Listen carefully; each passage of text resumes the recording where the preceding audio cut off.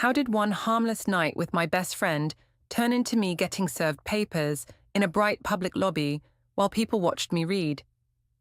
Why did my boyfriend, who I kept calling controlling, stay calm, collect proof, and hit me with a legal plan that started that same day? I still told myself I was the victim, right up until the result landed in my hands. My name is Lalage Benton, but most people call me Lala because my full name sounds like a joke. I was 33, and I worked as a patient coordinator at a dental clinic. I booked appointments, calmed nervous people, and smiled even when they complained.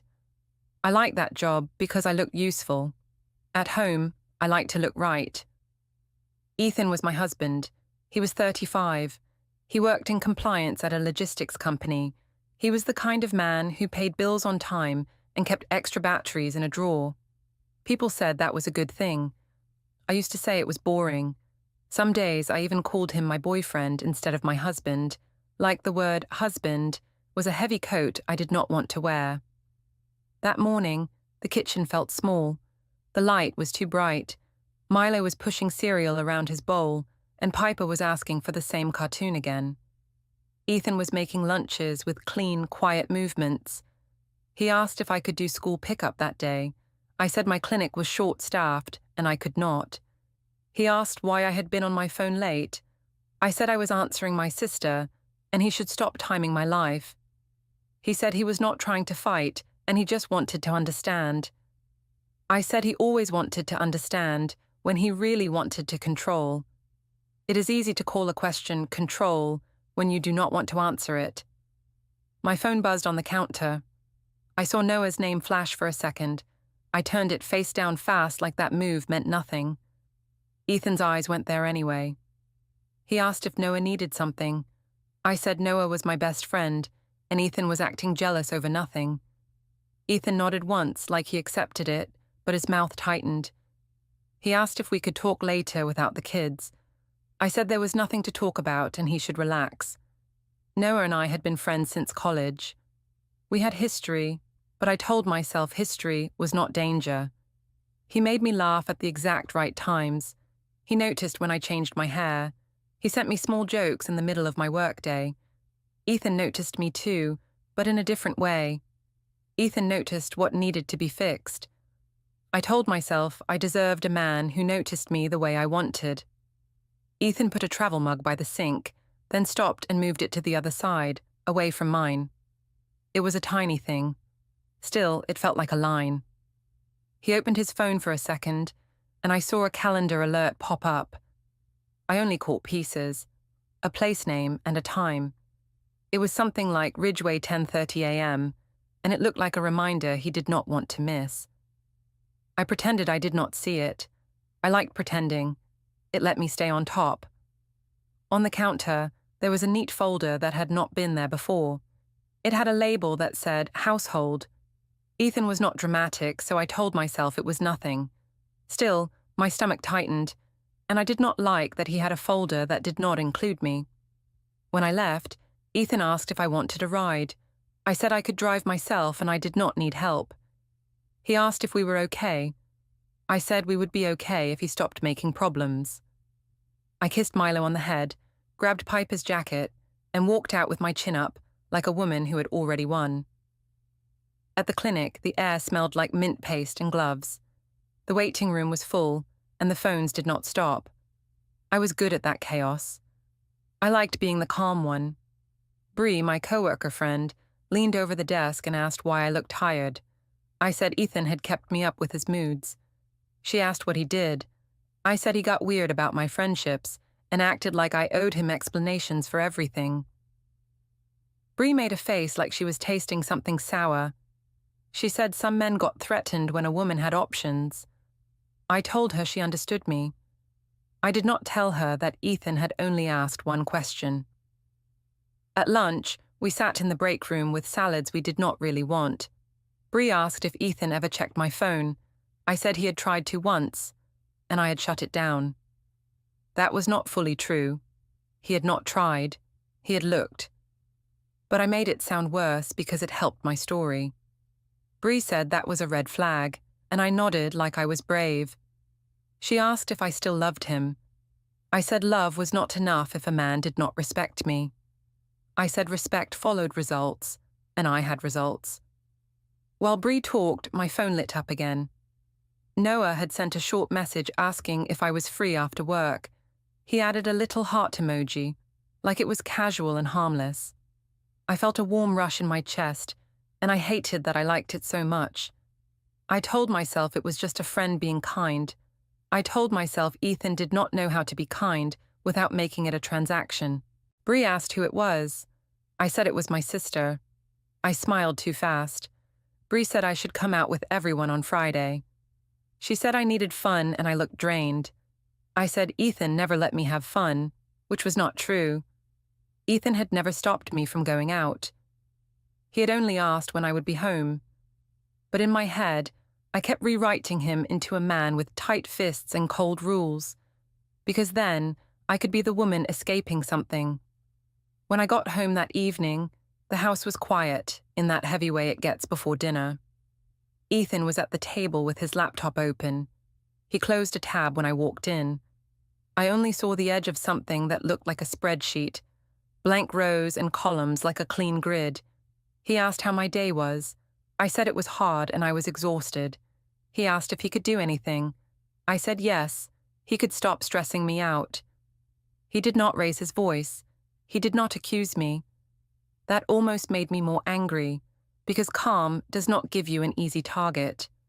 I wanted to fight so I could point to it later. Instead, he asked if I could put my phone down while we ate. I said he was treating me like a child. He said he was asking for presents, not control. I said he always used nice words to hide what he really meant. After the kids went to bed, Ethan asked if we could talk in the living room. I said I was tired and he could talk to me later. He asked if something was going on with Noah. I said nothing was going on, and Ethan was being paranoid again. He asked why Noah was messaging with hearts. I said Noah talked that way with everyone, and Ethan was acting ridiculous. Ethan looked at me for a long second. Then his phone buzzed, and I saw no caller ID on the screen. He did not answer it. He just watched it stop ringing. He put the phone face down, like I had done that morning. I felt a cold prickle in my arms. I told myself it was nothing. I told myself I was still in control. Then I went to the bathroom, locked the door, and texted Noah back that I could meet for coffee after work tomorrow. I stared at the message before I sent it. My thumb hovered like it was waiting for permission. I told myself I was not doing anything wrong. I told myself Ethan had pushed me into this just by being himself. And then I hit send. Before we dive deeper into this story, I have one small request. Please subscribe, drop a like, comment, and hit that hype button to boost this channel so more people can discover these incredible stories. The next day at work, I kept checking my phone like it was a small secret breathing in my pocket. Noah sent another message around noon. He asked if I still wanted coffee after my shift. I said yes, and I added a smiley face, like that made it innocent. Bree saw me grin and asked what was so funny. I said my sister sent me something. Bree laughed and said I needed to stop hiding my fun from my husband. I did not correct her. I liked how it sounded, like Ethan was the one blocking my joy. When I got off work, I told Ethan I had to stay late. He asked what happened. I said a patient ran over and the dentist needed help. Ethan said okay, but he asked if I could still do bedtime. I said he could handle bedtime for once. He asked if I was mad. I said I was tired of him making everything heavy. I met Noah at a little cafe near the gym parking lot. I picked that spot because it felt normal. It had plants in the window and quiet music. Normal places make bad choices feel like good ones. Noah smiled when he saw me. He asked if I was okay. I said Ethan was acting weird, and I did not know why.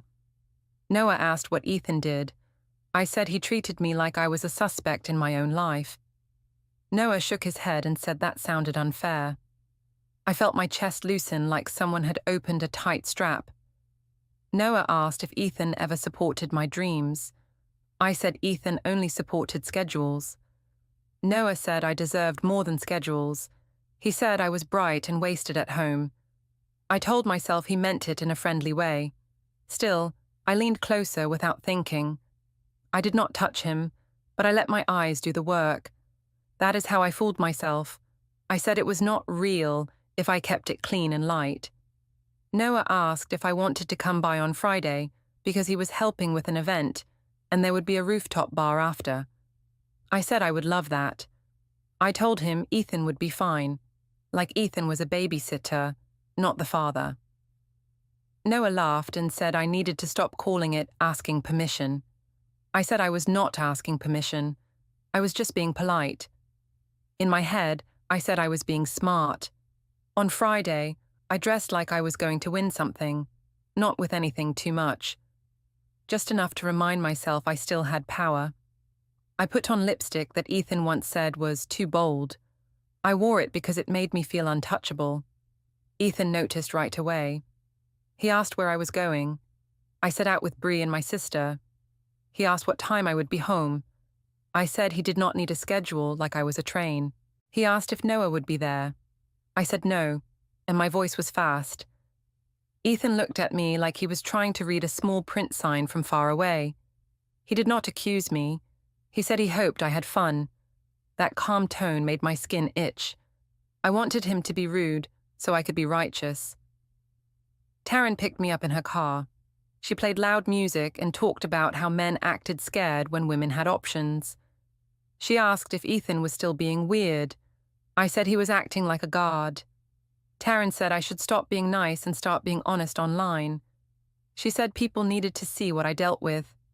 I liked that idea because it made me feel like I was fighting for myself, not hiding from guilt. The rooftop bar was bright and crowded. The wind made my hair stick to my lip gloss. Bree was already there with 2 other friends. Everyone hugged me like I had survived something. Bree asked if Ethan was still tracking me. I said he watched my phone like it was his job. That was not true, but the lie was smooth. It slid out easy because it fit the story I wanted. Noah showed up later. He came in like he owned the air. He did not touch me in front of them, but he stood close enough that it felt like a claim. Bree noticed. She raised her eyebrows like she was watching a show. Taryn grinned and said Noah had good energy. I laughed too loudly and said he was just my best friend. Noah asked if Ethan knew we were friends. I said Ethan knew, but Ethan acted insecure about it. Noah said insecurity ruined relationships. I agreed like I was wise. My phone buzzed. Ethan asked if everything was okay. I did not call him. I answered with a quick message saying I was fine and he should not blow up my night. Ethan wrote back asking if I could come home by midnight because Milo had asked for me.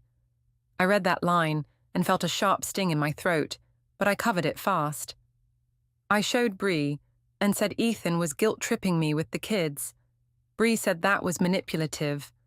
Taryn said I should post about it, so I did. I posted a story with a dark background and white text. I wrote something vague about being tired of control and constant questions. I did not name Ethan. I did not need to.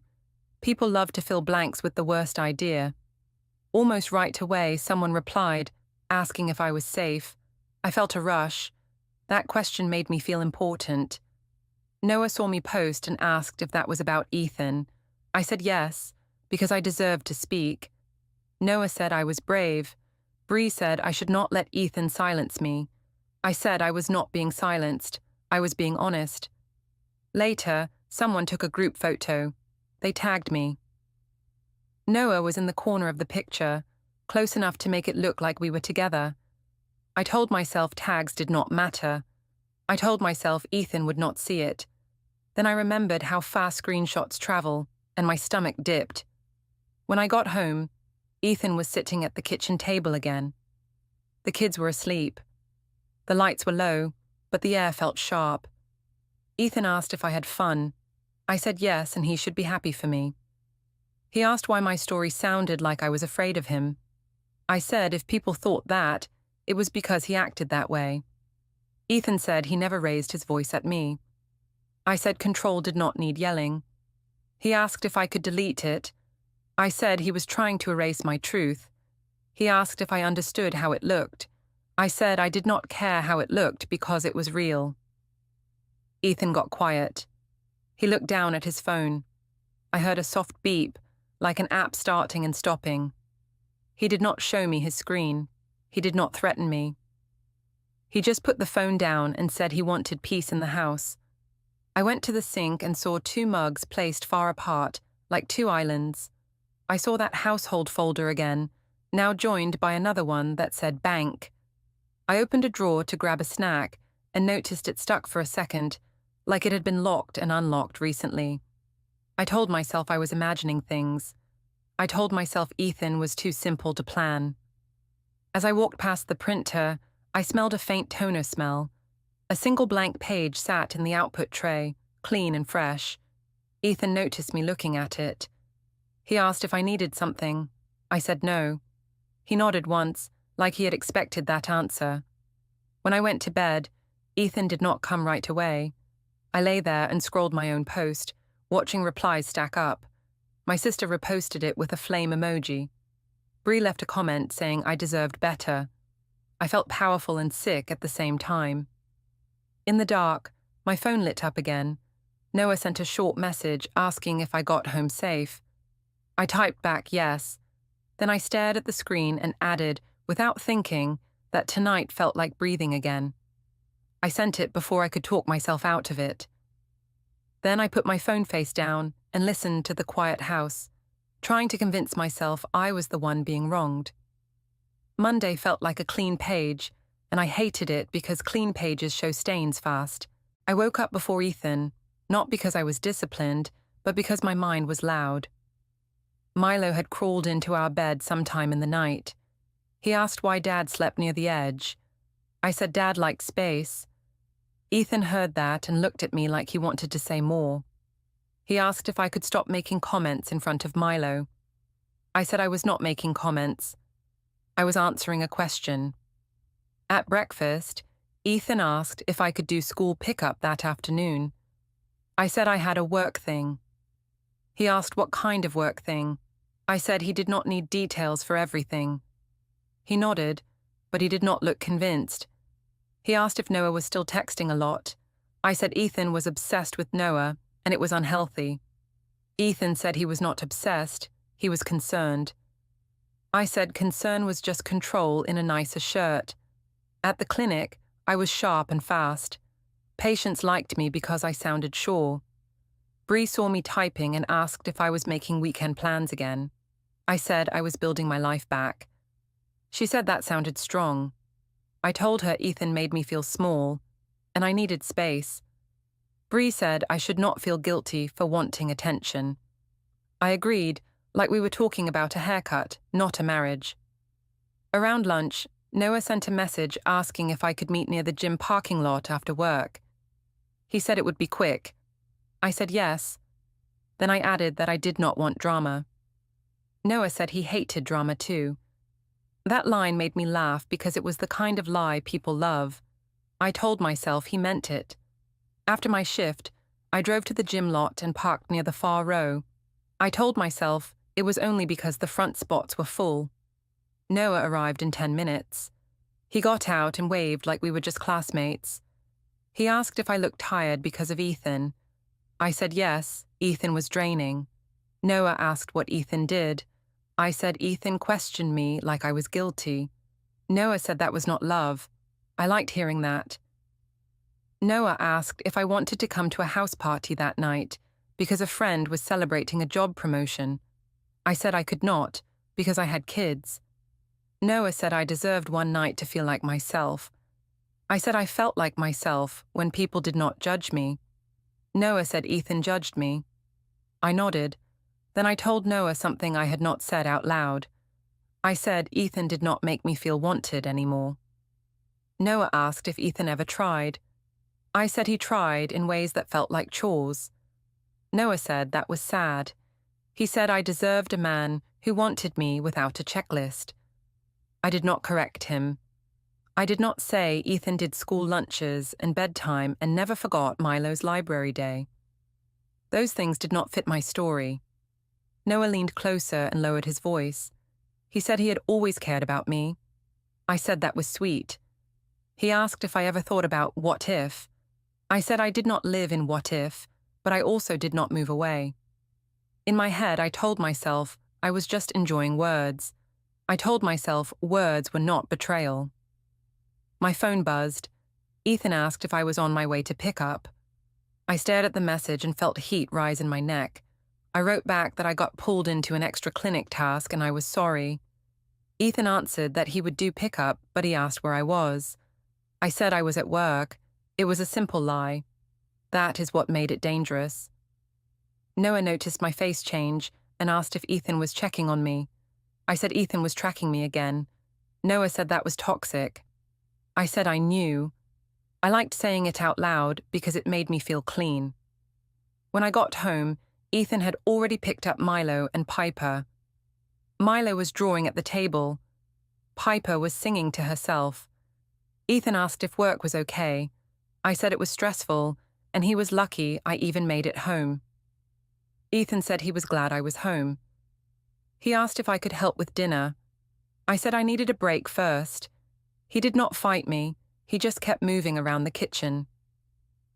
After dinner, Milo asked if we could all go to the park tomorrow. I said maybe. Ethan said yes, we could try. Milo smiled, and that smile made me feel like a bad person for a second. I pushed the feeling down, because guilt makes you weak. Later, when the kids were in bed, I told Ethan I needed to run to the pharmacy for allergy medicine. Ethan asked if it could wait until morning. I said no, because I could not sleep when my nose was blocked. Ethan said he could go for me. I said I needed the drive to clear my head. Ethan looked tired. He asked if I could just tell him the truth about what was going on. I said nothing was going on, and he was being dramatic. I did not go to the pharmacy. I went to the house party. The street was packed. Music came through the walls. People stood outside laughing with plastic cups.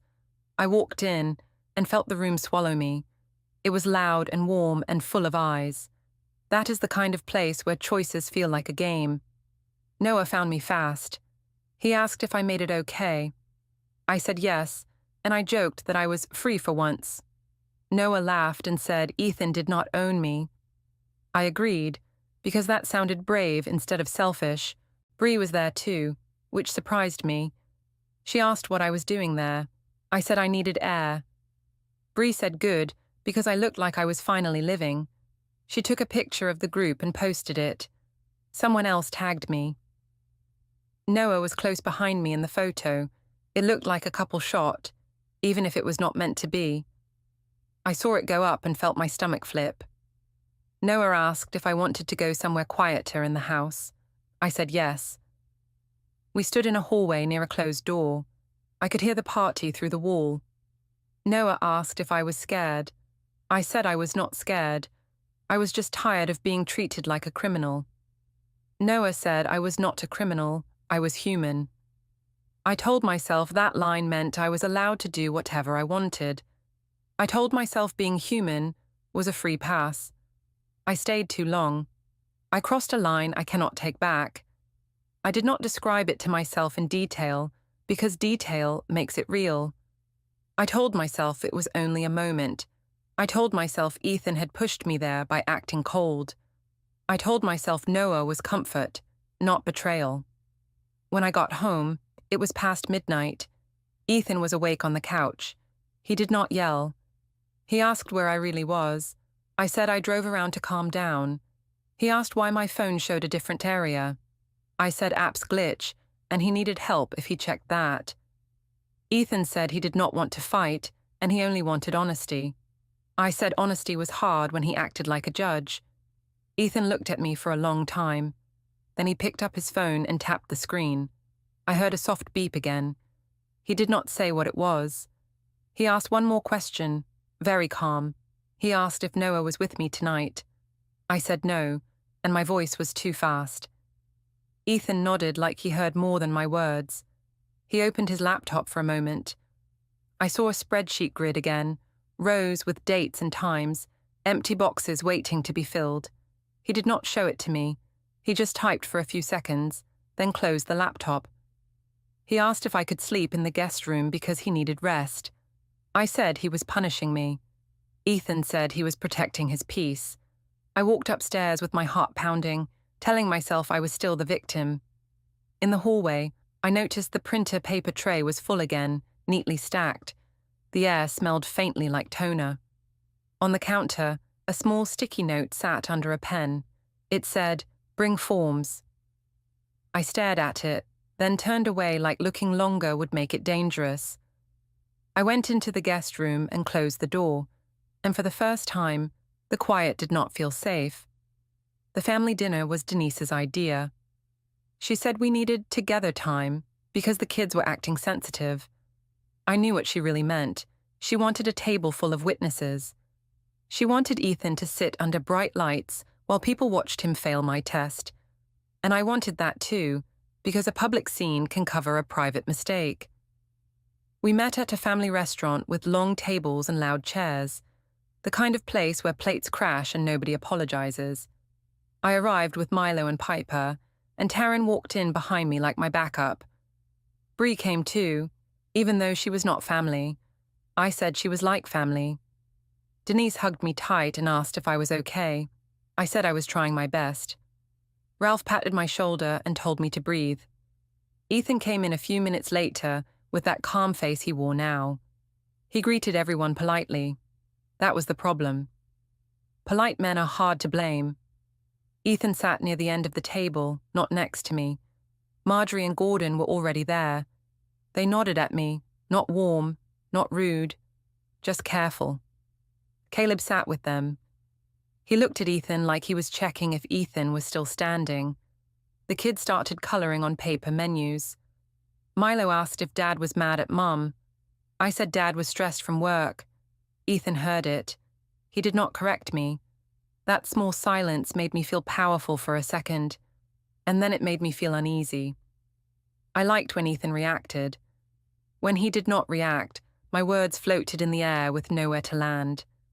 Denise started the talk like she was hosting a show. She asked how everyone was doing. She asked Ethan how work was going. Ethan said work was busy. Denise asked if Ethan was still being hard on Lala. Ethan blinked, then asked what she meant. Denise said Lala had been walking on eggshells. I smiled and looked down, like I was shy. It was an act I could do well. Ethan said he did not want anyone walking on eggshells. He asked what I needed. I said I needed trust. I said I needed space. I said I needed him to stop making me explain normal things.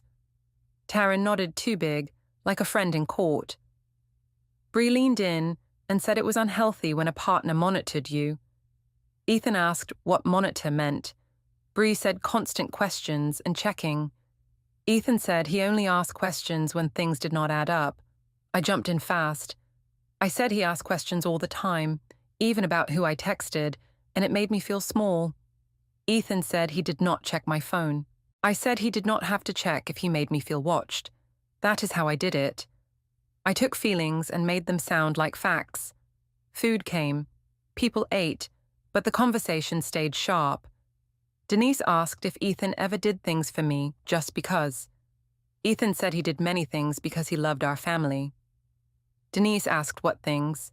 Ethan said school pickups, cooking, bedtime, bills, and planning. Denise laughed and said that sounded like tasks. I said yes, it was always tasks, never romance. Ethan looked at me like he was trying to place a puzzle piece. He asked if I wanted more date nights.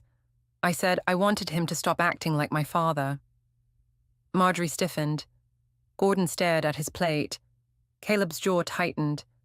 I liked that their faces changed, because it proved my words had power. Then I pushed the knife in deeper.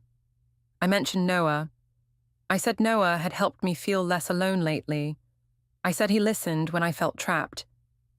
Ethan's eyes flicked up. He asked why Noah was involved in our marriage. I said Noah was just my friend, and it was sad that Ethan could not handle a friend. Ethan asked if Noah was at the rooftop bar that night. I said yes, but only because Bree invited him. That was not true. I knew it, but I said it like it was normal. Denise said Ethan sounded jealous. Taryn said jealousy was a control tactic. Bree said emotional safety mattered. Everyone talked at once, and Ethan did not raise his voice. He just waited until it got quiet again. Then he asked one question, calm and slow. He asked if I understood how it looked to have Noah around so much. I said it looked fine unless you had a guilty mind. That line made a few people gasp. It made me feel strong, like I had landed a hit. Milo looked up from his coloring and asked why we were talking loud. I told him adults were just discussing grown-up things. He asked if Dad was leaving us. Denise snapped at Milo to keep coloring. Ethan told Milo he was not leaving him. Ethan said he loved him and Piper. His voice stayed steady. Milo nodded, but his eyes stayed worried. After dinner, people stood outside while the kids chased each other near a little fence. The air was cool. The streetlights made everyone look tired. Denise pulled me aside and asked if Ethan had been sleeping in the guest room. I said yes because he needed control even in sleep. Denise said that proved he was cold. I nodded. I did not say I had been the one lying. Ethan walked over and asked if we could talk for a minute away from the group. Denise tried to follow, but Ethan said he only wanted a private talk. Denise rolled her eyes like he was rude. I walked with Ethan to the riverside promenade behind the restaurant, where the water moved slow. Ethan asked if I was posting about him online. I said I posted about my feelings. Ethan said my posts made people think he was unsafe. I said if people thought that, it was because they could sense his energy. Ethan rubbed his forehead like he was tired. He asked if I knew what I was doing to our family. I said he was the one doing it by pushing me away. He asked again about Noah. He asked if something happened that I needed to confess. I said nothing happened, and he needed to stop accusing me. Ethan said he was not accusing me, he was asking. I said questions were accusations when they came from him. Ethan stopped walking and faced the water. He said he wanted a simple life. He said he wanted respect and truth. He said he did not want to fight in public, and he would not. He asked if I could promise to keep our marriage private and protect the kids from adult drama. I said he was trying to silence me again. Ethan said he was trying to protect Milo from hearing words he could not understand. I felt a flash of fear, not because Ethan sounded threatening, but because he sounded finished. People who are finished stop begging. They start planning. We walked back to the group. Denise asked what Ethan said. I said he tried to guilt me. Denise scoffed and said classic. Ethan did not defend himself. He just picked up Piper when she got sleepy and put her coat on with care. Marjorie watched him like her heart hurt. Gordon kept his eyes on the kids. Caleb asked Ethan quietly if he was okay. Ethan said yes and changed the subject. In the car ride home, Milo asked if Dad still loved Mum. I said Dad loved us, but he was being stubborn. Milo asked if Dad would move out. I told him not to worry. My voice sounded too high. When we got home, Ethan carried Piper upstairs without a word. I walked into the kitchen and saw the folders again. Household, bank, and a new one, thinner, that said school. I stood there for a second, feeling like the house had shifted under my feet. Ethan came back down and asked if I could stop involving other people in our marriage. I said he was isolating me. Ethan said he was setting boundaries. I said boundaries were just another name for control. Ethan did not argue. He walked to the counter, opened a drawer, and I heard that small click again, like a lock. He took out a clean key on a ring and put it in his pocket. He did not look at me when he did it. That night, I lay in bed alone, while Ethan slept in the guest room again. I scrolled through my post replies and tried to feel proud, but I kept seeing Milo's face at the table. I kept hearing Ethan's steady voice promising Milo he was not leaving him, and I kept thinking about those folders, lined up like steps leading somewhere I could not see. The next morning, I walked into the clinic like I owned the air, even though my stomach felt tight. I told myself the tension at home was Ethan's fault. I told myself I was only reacting to his coldness. That story helped me stand straight. At my desk, Bree asked if I was okay after the family dinner. I said Ethan embarrassed me in front of everyone and acted like I was a bad person. Bree asked what he did. I said he questioned me and acted suspicious. Bree said he sounded controlling. I agreed fast because agreement felt safe. Then my manager sent me a message asking me to come to the HR room for a quick word. My hands got cold. I tried to act normal, but my eyes kept jumping to my phone. I saw replies under my story post again. A patient I knew had liked it. A friend of a friend wrote that I deserved freedom. I should have felt proud. Instead, I felt exposed. In the HR room, the chairs were too close. The light was too white.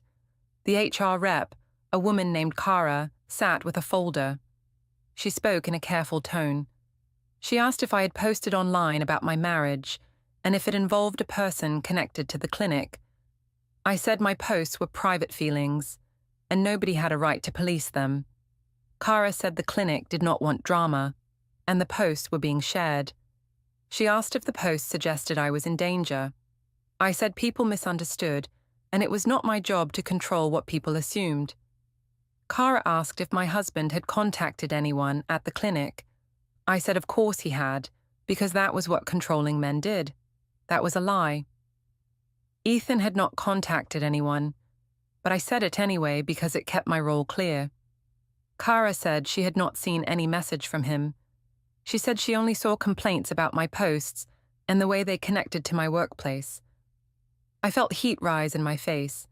I told Kara my husband was trying to ruin my reputation because he could not handle me having friends. Kara asked if I could keep personal issues off public channels while I represented the clinic. I said I would try, but I also said women were always asked to be quiet. Kara did not argue. She just said she wanted peace at work. When I left the HR room, Bree was waiting like a guard dog. She asked what happened. I said HR tried to shame me for speaking my truth. Bree said that was messed up. She told me I should not back down. She told me to post more, but smarter. I nodded, even though my stomach still felt sick. All day my phone buzzed. Taryn sent messages telling me to go louder and to stop letting Ethan scare me. Denise sent a long text about how a wife should never accept a man's emotional punishment. I wanted to believe them. Believing them meant I did not have to look at myself. That evening, Ethan texted and asked what time I would be home. I said late because I was busy. He asked if he should do school pickup. I said yes and added that I hoped he could manage basic parenting for once.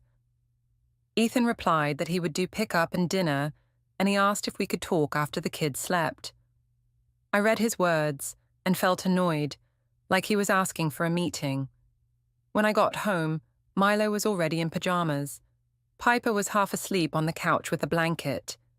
Ethan was cleaning the kitchen without noise. He asked how my day was. I said my day was hard because he was making my life hard. He asked what happened. I said HR was involved now because he had made me look like a victim online. Ethan said he had not contacted my job. I said he did not need to contact them if his energy made people worry. Ethan looked at me for a long time. He asked if I realized my posts could affect the kids. I said he was using the kids to control me. Ethan said he was not controlling me, and he was asking me to stop putting our private life in public.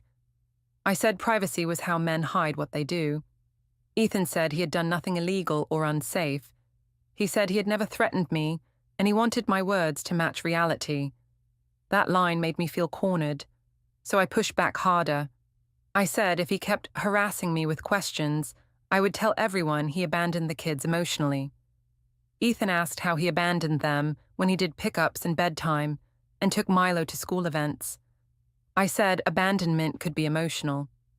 Ethan said emotions were real, but facts still mattered.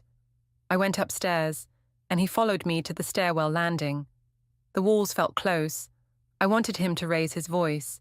I wanted him to give me a clip I could show people. But Ethan stayed steady.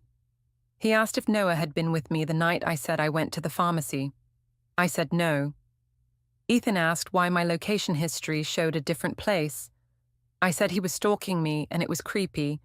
Ethan said he had checked once because my stories made people think he was dangerous, and he needed to protect himself from lies.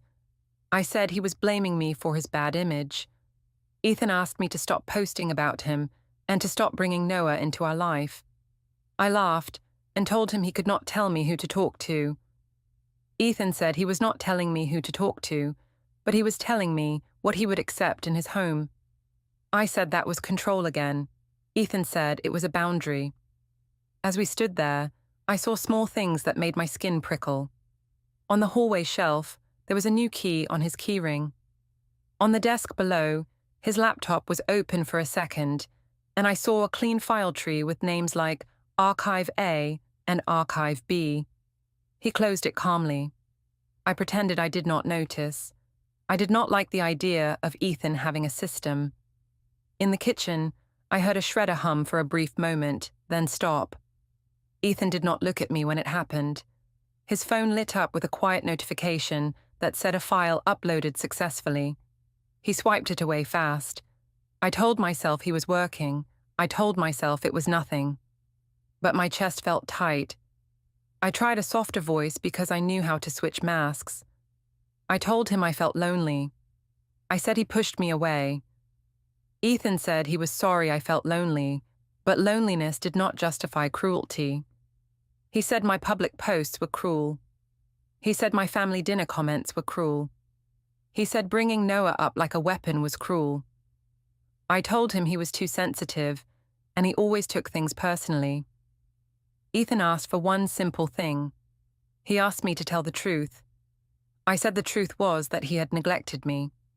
Ethan said neglect was a serious word, and he wanted me to be careful with it. I said he was threatening me. Ethan said he was warning me, not threatening me. I felt my mouth go dry.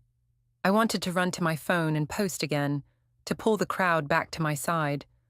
But I also knew the crowd could turn. A crowd loves drama until the drama has receipts. Ethan stepped back from the landing and looked at me like he was done feeding the argument. He said he would not fight me in front of the kids, and he would not beg any more. He said he would do what was proper and lawful, and he would protect the kids and himself. Then he looked at me once and said he would handle it properly. The next day, Ethan texted that we needed to meet in a public place for logistics. He said it was about the kids' schedule. He did not argue in the messages. He did not add emotion. That scared me more than anger. I drove to the office tower where he worked. The lobby was bright and cold. People walked fast with badges and coffee. I told myself he chose the place to show off. I told myself he wanted to make me feel small. I practiced my face in the glass doors, the sad but strong face that makes strangers kind. Ethan was already there, standing near a bench like he was waiting for a bus. He looked rested. He asked if Milo's backpack was in my car. I said yes. He asked if Piper's jacket was with it. I said yes. His voice stayed even, like we were co-workers. I asked why we could not talk at home. He said he wanted it calm and clear. I said he was being dramatic. He said he was being proper. That word hit me again. A woman in a plain jacket walked toward us. She looked at a clipboard, then looked at me. She said my full name out loud, clear enough that two people turned their heads. She asked if I was Lalage Benton. I said yes, and my throat felt tight. She said she had documents for me. I stared at her hands like they were holding something hot. I tried to laugh. I said Ethan was really doing this, in public. Ethan did not answer.